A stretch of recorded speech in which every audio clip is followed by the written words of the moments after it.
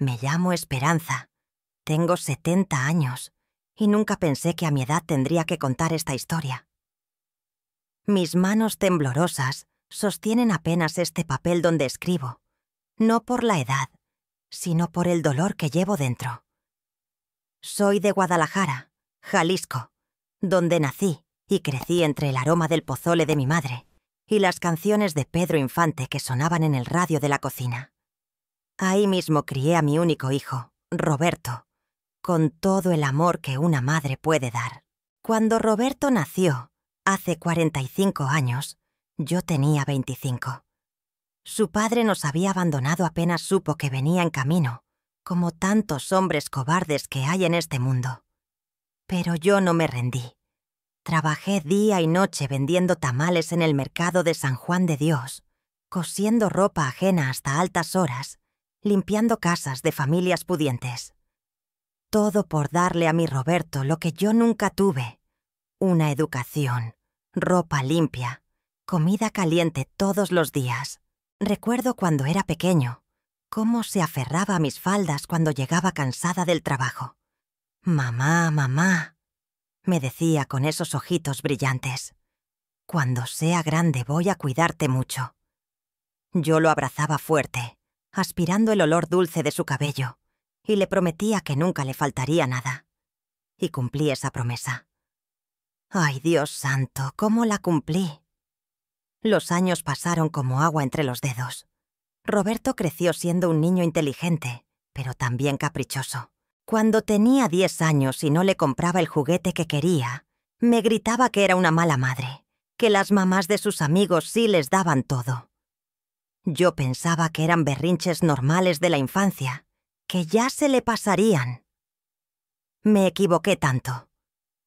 En la secundaria comenzaron los problemas serios. Roberto se juntó con muchachos que no estudiaban, que andaban en la calle haciendo travesuras. Cuando lo regañaba, me contestaba mal. Me decía que no tenía derecho a meterme en su vida. Pero yo seguía trabajando doble turno para pagarle la escuela, para que tuviera sus útiles, su uniforme, su lonche. «Es por tu bien, mijo», le decía. «Estudia para que no tengas que sufrir como yo he sufrido». A los 16 años, Roberto comenzó a llegar tarde a casa, oliendo a cerveza. Cuando le reclamaba, se ponía violento. La primera vez que me gritó, «¡Cállate, vieja metiche!», sentí como si me hubieran dado una puñalada en el corazón. Pero una madre siempre perdona, siempre espera que su hijo cambie, siempre cree que en el fondo sigue siendo ese niño que se aferraba a sus faldas. Los años de preparatoria fueron un infierno. Roberto faltaba a clases, llegaba borracho, me pedía dinero a gritos. Una noche llegó con la cara golpeada, diciendo que se había peleado. Yo lo curé como siempre, con alcohol y algodón, mientras él me decía que no era asunto mío, que dejara de hacer preguntas.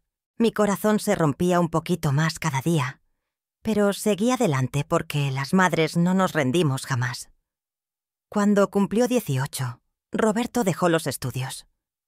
«No sirvo para eso», me decía. «Buscaré trabajo». Pero los trabajos le duraban semanas. Llegaba diciendo que los patrones eran unos explotadores, que él no iba a dejarse humillar por nadie. Mientras tanto, yo seguía siendo la que pagaba la comida, la luz, el agua, todo. Mis ahorros de toda una vida se fueron como arena en el viento. A los 20 años, Roberto trajo a casa a una muchacha embarazada. Se llamaba Patricia. Era apenas una niña de 17 años, asustada y sin familia que la apoyara. «Nos vamos a casar», me anunció, «y ella va a vivir aquí». No me pidió permiso, me lo informó. Yo acepté porque ¿qué más podía hacer? En mi corazón pensé que tal vez ser padre lo cambiaría, que la responsabilidad lo haría madurar. Nació mi nieta Sofía, una bebita hermosa que se convirtió en la luz de mis ojos. Patricia era una buena muchacha, trabajadora y respetuosa. Pero Roberto no cambió. Seguía sin trabajo estable, seguía llegando borracho, y ahora además le gritaba a su esposa. Yo veía el miedo en los ojos de Patricia cuando él alzaba la voz, y me daba cuenta de que mi hijo se estaba convirtiendo en el mismo tipo de hombre que nos había abandonado a nosotras. Los gritos se hicieron constantes en la casa. Roberto culpaba a Patricia de todo: de que no encontrara trabajo, de que la niña llorara, de que la comida no estuviera a tiempo. Y cuando Patricia no estaba, me culpaba a mí. «Por tu culpa soy así», me decía. «Me malcriaste, no me enseñaste a ser hombre». Sus palabras eran como cuchillos que se clavaban en mi alma. Una madrugada, hace 5 años, Patricia se fue. Dejó una carta diciéndome que me quería mucho, que yo había sido como la madre que nunca tuvo, pero que no podía seguir viviendo con miedo. Se llevó a Sofía, mi nieta preciosa, y desde entonces no he vuelto a verlas. Roberto culpó a todo el mundo menos a sí mismo. «Las mujeres son todas iguales», decía, «malagradecidas». Desde que Patricia se fue, Roberto cambió aún más. Ya no salía a buscar trabajo, se quedaba en la casa todo el día viendo televisión, bebiendo las cervezas que yo le compraba con mi pensión miserable. Cuando le decía que buscara trabajo, me gritaba que me callara, que una vieja como yo no entendía nada del mundo moderno. «Tú nada más sirves para dar lata», me decía. Los golpes comenzaron hace 3 años. La primera vez fue apenas un empujón cuando le pedí que lavara sus platos. «No me estés jodiendo», me dijo, y me empujó tan fuerte que caí sobre la mesa de la cocina. Me quedé ahí, adolorida y confundida, sin poder creer que mi propio hijo me hubiera tocado con violencia. Pero, como siempre, busqué excusas. Estaba molesto, había bebido, no sabía lo que hacía. Pero los empujones se volvieron bofetadas y las bofetadas se volvieron puñetazos. Roberto parecía disfrutar viéndome asustada. «¿A quién le vas a decir?», me preguntaba después de pegarme. «¿Quién te va a creer? Todos saben que estás loca, que ya estás senil». Y tenía razón. ¿A quién le iba a contar? ¿A los vecinos que me veían como a la loca del barrio? ¿A las autoridades que nunca han hecho caso de los problemas de nosotras las mujeres? Mi hijo descubrió que el miedo es un arma poderosa. Cuando quería dinero, me amenazaba con echarme de la casa. «Esta casa es mía», me decía. «Yo soy el hombre aquí, pero la casa estaba a mi nombre. Yo había pagado cada peso de esa propiedad con mi trabajo, con mis desvelos, con mi juventud perdida. Sin embargo, cuando te tienen amenazada constantemente, cuando vives con terror, ya no razonas bien». El hambre llegó poco a poco. Al principio Roberto comía de lo que yo cocinaba, pero siempre se servía primero y la mayor porción. Si yo me atrevía a servirme igual que él, me gritaba que era una glotona, que por mi culpa no alcanzaba la comida. Después comenzó a esconder la comida, a guardarla en su cuarto bajo llave. «Tú comes lo que yo te dé», me decía, «y cuando yo quiera». Hay días que no comía nada. Roberto se levantaba tarde, desayunaba lo que quería y se llevaba el resto a su cuarto. Yo me quedaba en la cocina viendo los platos sucios, oliendo los restos de la comida que mi propio dinero había comprado. Mi estómago rugía de hambre, pero ya no me atrevía a reclamar. El hambre duele, pero los golpes duelen más. Una tarde, mientras veía las noticias en la televisión, vi un reportaje sobre el maltrato a los adultos mayores. En México, miles de personas de la tercera edad sufren violencia en sus propios hogares, decía la reportera. Muchas veces los agresores son sus propios hijos. Me quedé helada viendo esas imágenes de ancianos golpeados, humillados, abandonados. Era como verme en un espejo.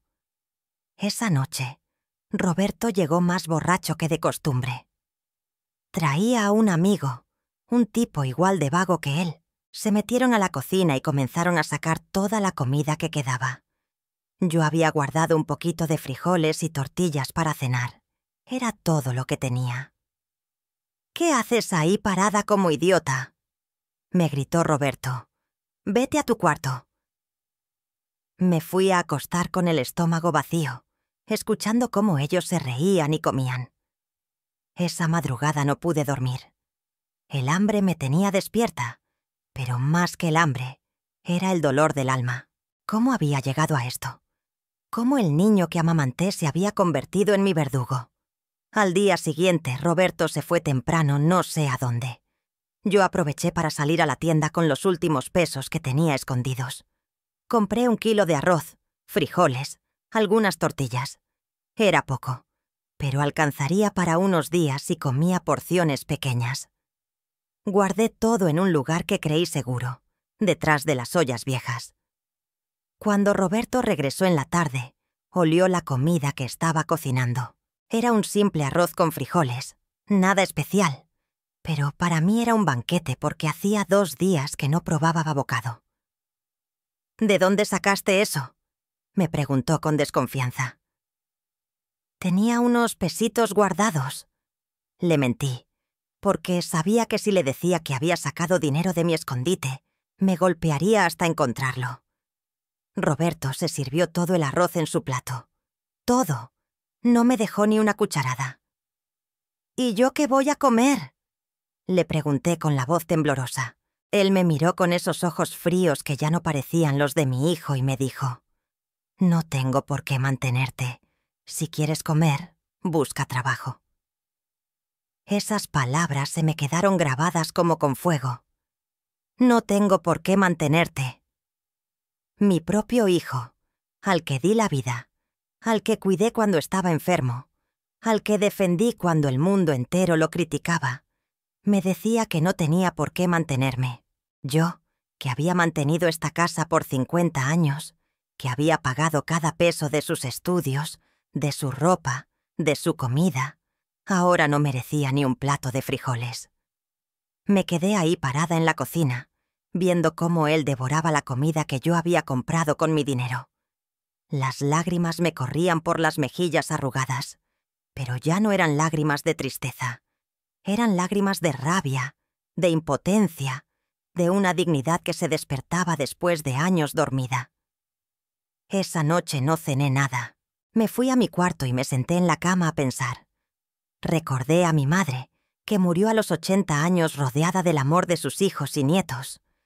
Recordé a mis amigas del mercado, que ahora vivían tranquilas con sus familias, respetadas y queridas. ¿Qué había hecho mal? ¿En qué momento mi amor de madre se había convertido en mi propia condena? Al día siguiente, Roberto volvió a negarme la comida. Había hecho quesadillas con el queso que yo compré, pero cuando me acerqué a la estufa, me empujó. «Tú no tocas nada sin mi permiso», me dijo. «Esta casa tiene nuevas reglas». Ese día tampoco comí. El tercer día sin comer apenas podía mantenerme en pie. La debilidad me tenía temblando, la vista se me nublaba. Roberto se dio cuenta de mi estado y se rió. «¿Ya ves lo que pasa cuando no obedeces?», me dijo. «Yo soy quien manda aquí. Tú eres una carga, una vieja inútil que no sirve para nada». Fue en ese momento, con el estómago vacío y el corazón roto, que decidí que no podía seguir así. Una vocecita dentro de mí, tal vez la voz de mi madre muerta, tal vez mi propia dignidad que se negaba a morir, me dijo: «Esperanza, esto no es vida, esto no es lo que mereces». Esperé a que Roberto saliera de la casa y fui al cuarto donde guardaba mis documentos. Saqué mi acta de nacimiento, mi credencial, los papeles de la casa. Todo estaba a mi nombre, como debía ser. Esta casa era mía, construida con mi trabajo, pagada con mi sudor. Roberto no tenía derecho legal sobre nada. Caminé hasta la casa de doña Carmen, mi vecina de toda la vida. Hacía meses que no hablaba con ella porque Roberto me había prohibido recibir visitas. Cuando me vio en su puerta, flaca y temblorosa, se llevó las manos al pecho. «¡Ay, Esperanza! ¿Qué te ha pasado?», me preguntó. Por primera vez en años, dije la verdad. Le conté todo. Los golpes, las humillaciones, el hambre. Doña Carmen lloró conmigo. «¿Por qué no me dijiste antes?», me preguntaba.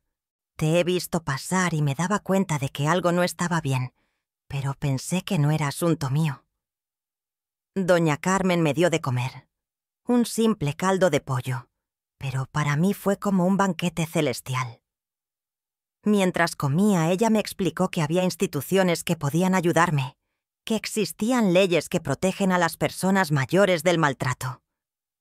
«No estás sola, Esperanza», me decía. «No tienes que aguantar esto». Esa tarde fuimos juntas al DIF municipal. Ahí me atendió una trabajadora social muy amable. Una muchacha joven que me escuchó con paciencia y respeto. «Señora Esperanza», me dijo, «lo que le está haciendo su hijo es un delito. Se llama violencia familiar y maltrato al adulto mayor. Usted tiene derechos». Me explicaron el procedimiento. Podía denunciar a Roberto, sacarlo de la casa que legalmente era mía, pedirle a las autoridades que lo obligaran a darme una pensión alimenticia. «Pero es mi hijo», les decía yo, porque por más daño que me hiciera, seguía siendo la carne de mi carne. «Señora», me respondió la trabajadora social, «un hijo que maltrata a su madre no es un hijo, es un criminal». Regresé a casa con doña Carmen. Roberto ya había llegado y estaba furioso porque no me había encontrado. «¿Dónde andabas, vieja metiche?», me gritó. Pero esta vez algo había cambiado en mí. Ya no agaché la cabeza, ya no pedí perdón por existir.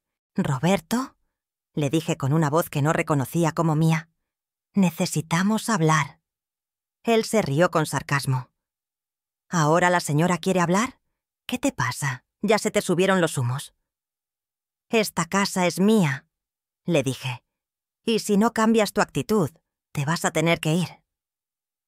Roberto me miró como si hubiera dicho la blasfemia más grande del mundo. Después se acercó a mí con esa mirada que me daba tanto miedo, esa mirada de animal rabioso. «¿A mí me vas a correr?», me preguntó, y antes de que pudiera responder, me dio una bofetada que me tiró al suelo. Pero esta vez no me quedé ahí llorando. Me levanté, me limpié la sangre del labio y lo miré a los ojos. «Sí», le dije, «te voy a correr. Y si me vuelves a tocar, voy a llamar a la policía». Roberto se quedó helado. Por primera vez en años, vi algo parecido al miedo en sus ojos. «Tú no te atreverías», me dijo, pero su voz ya no sonaba tan segura. «Nadie te va a creer. Todos saben que estás loca». «Ya veremos», le respondí, y me fui a mi cuarto. Esa noche no dormí nada. Sabía que Roberto estaba planeando algo, que no se iba a quedar con los brazos cruzados. Pero por primera vez en mucho tiempo, no tenía miedo. Tenía hambre, tenía dolor, tenía el corazón roto, pero ya no tenía miedo. Al día siguiente, temprano, llegó la trabajadora social acompañada de 2 policías. Yo les había hablado desde la madrugada, cuando Roberto se había ido a la cantina. Les mostré los moretones en mis brazos, les conté todo lo que había sufrido. Les enseñé los documentos que probaban que la casa era mía. Cuando Roberto regresó y vio a las autoridades en la sala, su cara cambió completamente. Ya no era el hombre agresivo que me pegaba, ahora parecía un niño asustado. «¿Qué hace esta gente aquí?», preguntó, pero su voz temblaba. «Señor Roberto Martínez», dijo uno de los policías, «está usted acusado de violencia familiar y maltrato al adulto mayor. Su madre ha presentado una denuncia en su contra». Lo que siguió fue un proceso legal largo y doloroso. Roberto trató de manipularme, de hacerme sentir culpable. «Soy tu hijo», me decía. «¿Cómo me puedes hacer esto? Después de todo lo que he sufrido, ahora tú también me abandonas». Pero yo ya había tomado la decisión. Con la ayuda de la trabajadora social y de doña Carmen, Seguí adelante con la denuncia. El juez dictó una orden de restricción. Roberto no podía acercarse a mí ni a la casa por un radio de 500 metros. También lo obligó a pagarme una pensión alimenticia mensual, aunque fuera pequeña. Roberto tuvo que irse de la casa. Al principio se fue a vivir con unos amigos, pero como no trabajaba y no tenía dinero, no le duraron mucho las invitaciones. Después supe que andaba durmiendo en la calle, que seguía bebiendo, que culpaba a todo el mundo de sus problemas, menos a sí mismo. Hubo momentos en que dudé de mi decisión. Cuando llovía mucho y pensaba en él durmiendo bajo los puentes, cuando llegaba la Navidad y la casa se sentía tan vacía, cuando veía a otras madres con sus hijos y me preguntaba si habría hecho lo correcto. Pero entonces recordaba los golpes, el hambre, las humillaciones, y sabía que había tomado la decisión correcta. Una madre debe amar a sus hijos, pero también debe amarse a sí misma. Una madre debe proteger a sus hijos, pero no debe permitir que la destruyan. Han pasado 2 años desde que Roberto se fue de la casa. En este tiempo he aprendido a vivir en paz. Doña Carmen se volvió mi mejor amiga. Viene a visitarme casi todos los días. Otras vecinas también se acercaron cuando se enteraron de mi situación. Todas sabíamos que algo pasaba, me dijeron, pero no sabíamos cómo ayudarte. Me uní a un grupo de adultos mayores en el centro de salud. Ahí conocí a otras personas que habían pasado por situaciones similares. Señoras que habían sido maltratadas por sus hijos, señores que habían sido abandonados por sus familias. Juntos hemos aprendido que la vejez no debe ser sinónimo de humillación, que tenemos derechos y que merecemos respeto. También comencé a hacer terapia psicológica. Al principio me daba pena hablar de mis problemas con una extraña, pero la psicóloga me ayudó a entender que lo que me había pasado no era mi culpa. «Usted fue una buena madre», me decía. «Lo que pasó después no fue su responsabilidad». Roberto intentó regresar varias veces. Al principio llegaba borracho a gritar afuera de la casa, diciendo que yo era una mala madre, que lo había abandonado en su peor momento. Tuve que llamar a la policía en 3 ocasiones para que respetara la orden de restricción. Después cambió de táctica. Comenzó a mandarme cartas pidiendo perdón, diciéndome que había reflexionado, que quería cambiar. «Mamá», escribía, «perdóname por todo el daño que te hice. Estoy enfermo, necesito ayuda, pero no puedo hacerlo solo. Dame otra oportunidad». Esas cartas me partían el corazón. Por las noches, cuando la soledad apretaba, pensaba en darle una última oportunidad. Pero la psicóloga me ayudó a entender que el perdón no significa regresar a una situación de abuso. «Usted puede perdonarlo en su corazón», me decía, «pero eso no significa que deba exponerse otra vez al peligro». La última vez que supe de Roberto fue hace 6 meses. Doña Carmen me contó que lo había visto en el centro, pidiendo dinero en los semáforos. Estaba muy flaco, muy sucio, con la mirada perdida de los que han tocado fondo. «Se veía muy mal», me dijo doña Carmen. «Casi no lo reconocí». Esa noche lloré mucho. No por miedo, no por rabia, sino por la tristeza de ver lo que había sido de mi hijo. Lloré por el niño que se aferraba a mis faldas, por el joven que tenía sueños, por el hombre que pudo haber sido si hubiera tomado decisiones diferentes. Pero también entendí que ya no era mi responsabilidad salvarlo. Durante 50 años traté de protegerlo de las consecuencias de sus actos, de excusar su comportamiento, de darle todo sin pedirle nada a cambio. Y así no lo ayudé, lo dañé. Lo convertí en un hombre que creía que el mundo le debía todo. Ahora, a los 70 años, estoy aprendiendo a vivir para mí. Por primera vez en décadas, como cuando tengo hambre, veo la televisión que me gusta, recibo las visitas que quiero recibir. Mi pensión no es mucha, pero alcanza para vivir dignamente. La casa está en orden, limpia, en paz. He pensado mucho en escribir esta historia. La psicóloga me sugirió que escribiera sobre mi experiencia, que eso me ayudaría a sanar. Pero también pensé que mi historia podría ayudar a otras personas que estén pasando por lo mismo. Sé que en México hay miles de adultos mayores que sufren maltrato en sus propias casas. Madres y padres que son golpeados, humillados, abandonados por los hijos que criaron con tanto amor. Personas que creen que merecen ese trato, que no tienen derecho a quejarse, que deben aguantar porque así es la vida. A todas esas personas les quiero decir, no están solas, no merecen ser maltratadas. No importa si es su hijo, su hija, su nieto o cualquier familiar el que les está haciendo daño.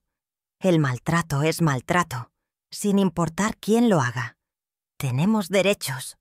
El derecho a ser tratados con dignidad, el derecho a vivir sin miedo, el derecho a comer, el derecho a ser respetados.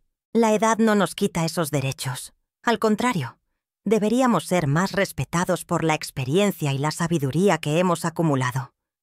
Busquen ayuda. Vayan al DIF, hablen con una trabajadora social, denuncien si es necesario. No tengan miedo de quedar solos, porque vivir con miedo no es vivir. Es mejor estar solos en paz que acompañados con violencia. Y a los hijos que maltratan a sus padres, les digo, reflexionen sobre lo que están haciendo.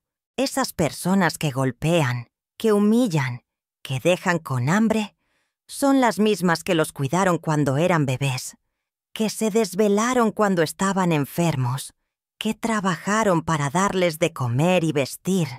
No hay justificación para maltratar a un adulto mayor.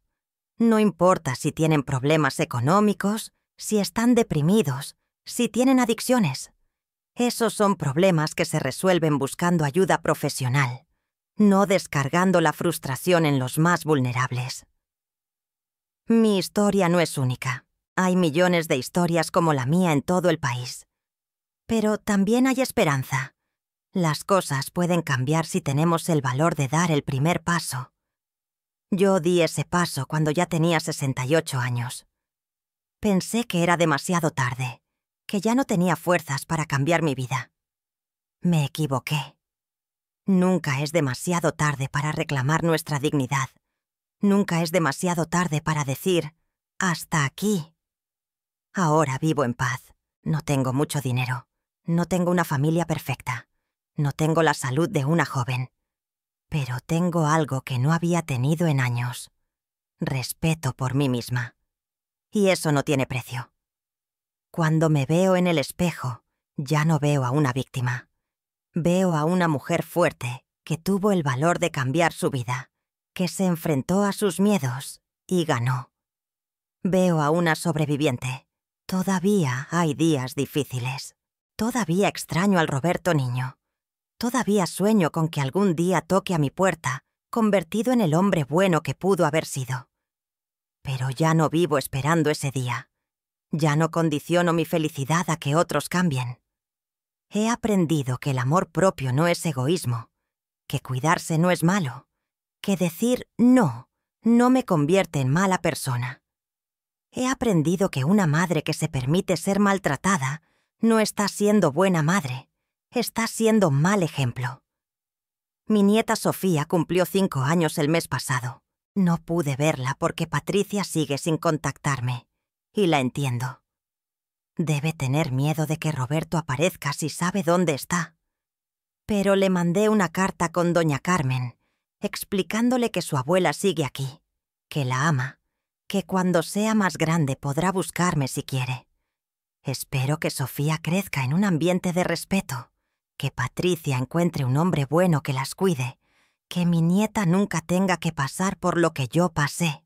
Espero que si algún día Roberto quiere conocer a su hija, ya sea una persona diferente, alguien que haya aprendido de sus errores. Esta historia que les cuento no tiene un final feliz como en las películas. Roberto no volvió arrepentido. No nos reconciliamos. No vivimos felices para siempre. Pero sí tiene un final esperanzador, porque demuestra que siempre podemos cambiar nuestra vida, sin importar la edad que tengamos Si alguien que está leyendo esto se encuentra en una situación similar, le ruego que no espere tanto como esperé yo. No dejen que el miedo y la costumbre los mantengan en una situación de abuso. Busquen ayuda, hablen con alguien de confianza, denuncien si es necesario.